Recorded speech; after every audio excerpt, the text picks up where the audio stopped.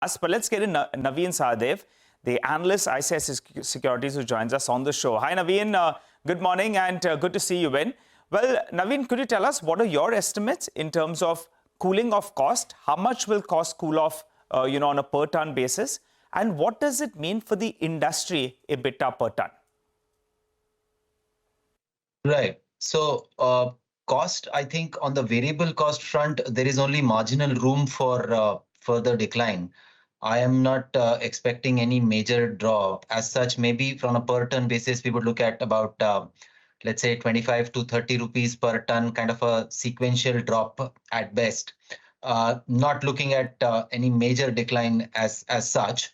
And EBITDA per ton, that would lead to, on a sequential basis, something like 15 to 17% QOQ rise, which will also, in a way, some have little bit benefit of the operating leverage as such. So a combination of price hike, some decline in cost, and then probably some operating leverage benefit should give an EBITDA per ton rise of about 15 to 17% quarter on quarter, or around 30 to 35% year on year.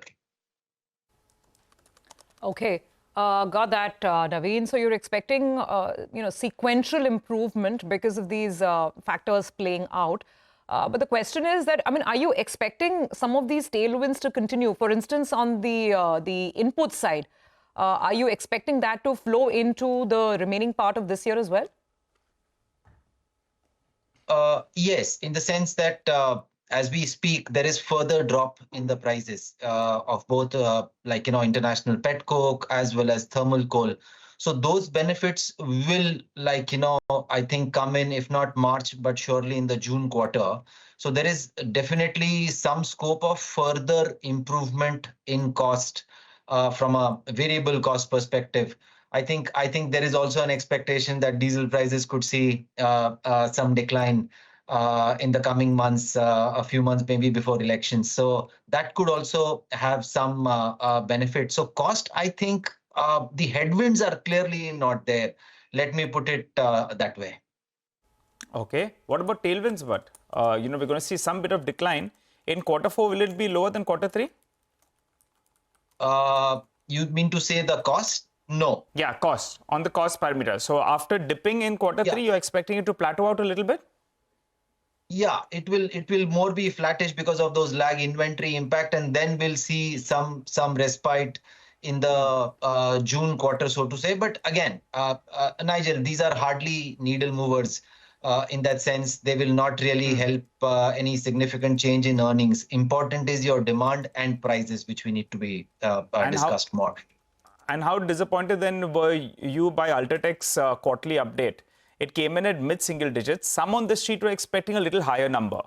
Was it in line with what you were working with?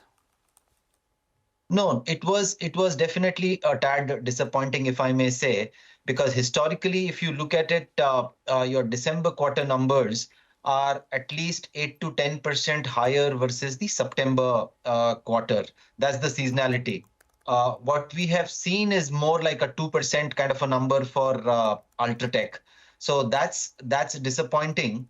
And the other, I think, if UltraTech has posted a 5% kind of a growth year on year, I would like to believe the industry is more in the 3 to 4% range. So clearly demand has seen a knock, because first half we were growing at 11.5% or 11 to 12%, if I may say. Navin, we'll leave it there. Thank you very much for your time.